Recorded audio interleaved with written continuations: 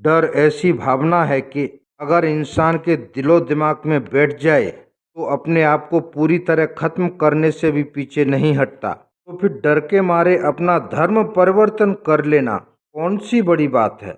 इतिहासकारों के मुताबिक 7 से 17वीं सदी तक करीब 1000 सालों में भारत पर विदेशी मुस्लिम आक्रांताओं द्वारा हजारों आक्रमण किए गए और सोने की चिड़िया कहे जाने वाले भारतवर्ष से बेशुमार धन दौलत और मंदिरों की बेशकीमती मूर्तियों को लूट के ले गए।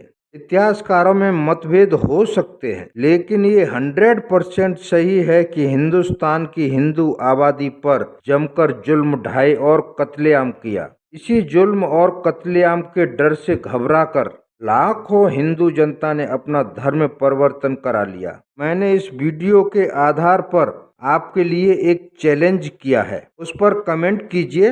दूध का दूध और पानी का पानी हो जाएगा। दोस्तों, भारत के 90% मुसलमानों के पूर्वज हिंदू हैं जो दशकों पहले हमसे बिछड़ गए और एक न एक दिन वो अपनी मर्जी से घर वापसी जरूर करेंगे। आज हम ऐसे ही कुछ हिंदू जातियों के बारे में बात करेंगे जिन्होंने किसी कारणों की वजह से मुस्लिम धर्म अपना लिया। आगे बढ़ने से पहले मुझे आप सब लोगों की सपोर्ट की जरूरत है दोस्तों, ताकि मैं आपके लिए ऐसे ही इतिहास से जुड़े वीडियो ला सकूं। प्लीज चैनल को सब्सक्राइब करके बेल को दबा के ऑल पे क्लिक जरूर कर दें और वीडियो अच्छा लगे तो लाइक करें और कमेंट जरूर करें। तो चलिए वीडियो शुरू करते हैं। नमस्कार, आप देख रहे हैं भारत ज्ञान शो और मैं आपका दोस्त सुरेश।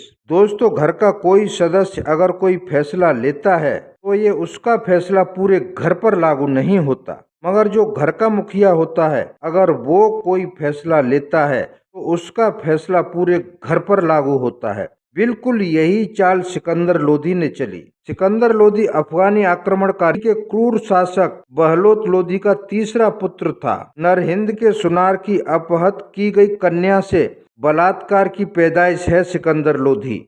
दोस्तों, 1489 से 1517 तक सिकंदर लोधी के शासनकाल से पहले चमार नाम की जाति का पूरे भारतीय इतिहास में कहीं जिक्र नहीं मिलता। दरअसल कहानी लंबी है, शॉर्टकट में बताता हूँ। दरअसल जिन्हें हम चमार जाति के नाम से संबोधित करते हैं, जिन्हें हम अछूत मानते हैं, वो वीर चम्मर वंश के क्षत्रिय हैं। भारत के सबसे विश्वसनीय लेखक और विद्वानों में से एक कर्नल टाड ने अपनी पुस्तक द हिंदी ऑफ राजस्थान में विस्तार से उल्लेख किया है। इतना ही नहीं, प्रख्यात लेखक विजय सोनकर और डॉक्टर शास्त्री ने भी अपनी किताब में इस बात की पुष्टि की है कि चम्मर वंश के गुरु रैदास जी, जो राजपूत राजा राणा सांगा और उनकी पत्नी के भी गुरु थे, उनको बंदी बनाकर मुस्लिम धर्म अपनाने के लिए बहुत अत्याचार किए। चम्बर वंश की प्रजा से बंदी गृह में उनको बेइज्जत करने के लिए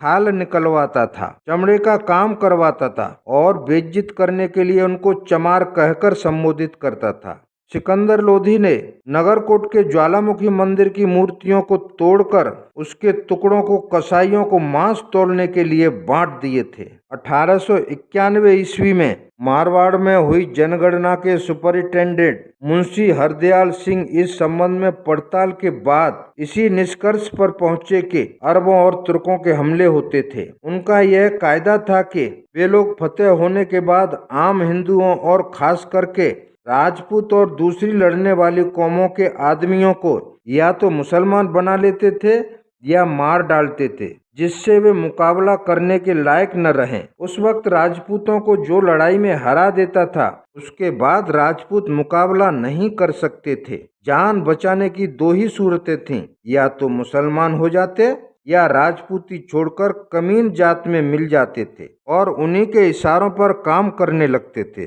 और जो लड़ने लायक होते थे और मुसलमान हो जाते थे, उनको सिपाहियों की नौकरी मिल जाती थी। प्रसिद्ध इतिहासकार विद्वान मुंशी देवी प्रसाद जी ने लिखा है कि राजपूतों को मुसलमान बनाने की शुरुआत 1770 ईस्वी में मोहम्मद कासिम की सिंध पर चढ़ाई से हुई थी और 1762 ईस्वी तक औरंगजेब के मरने तक 1000 वर्षों में लाखों राजपूत मुसलमान बना दिए गए, क्योंकि तब राजशाही के ऐसे ही नियम थे कि युद्ध में हार जाने के पश्चात या तो राजपूत मुसलमान हो जाएं, अन्यथा वे कत्ल कर दिए जाएं। मुस्लिम राजपूत भारतीय उपमहाद्वीप के उत्तरी क्षेत्र के राजपूतों के वंशज हैं जो अब इस्लाम के अनुयायी हैं।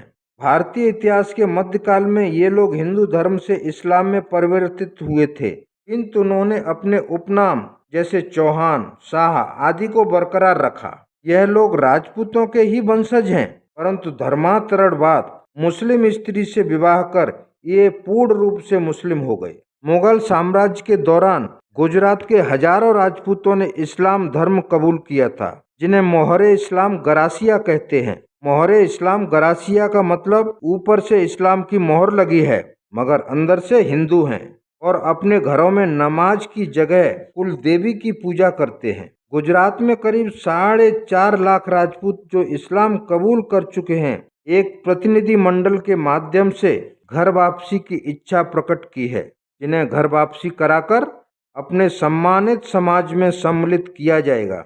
मैं ये नहीं कहता कि जितने भी मुगल बादशाह हुए उन सभी ने हिंदुओं का कत्लेआम किया या धर्म परिवर्तन कराया, और न मैं यह कहता हूँ कि सभी हिंदुओं ने डर या जबरदस्ती की वजह से इस्लाम कबूल किया हो, मगर इतना जरूर कह सकता हूँ कि 90% हिंदुओं ने जबरदस्ती या डर की वजह से ही इस्लाम कबूल किया है।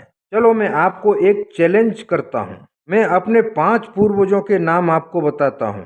जैसे मेरे पिता महेंद्र सिंह, फिर उनके पिता पीतम्बर दयाल सिंह, फिर उनके पिता ठाकुर इंद्रपाल सिंह, फिर उनके पिता राणा भूप सिंह और उनके पिता राणा रामचरण सिंह।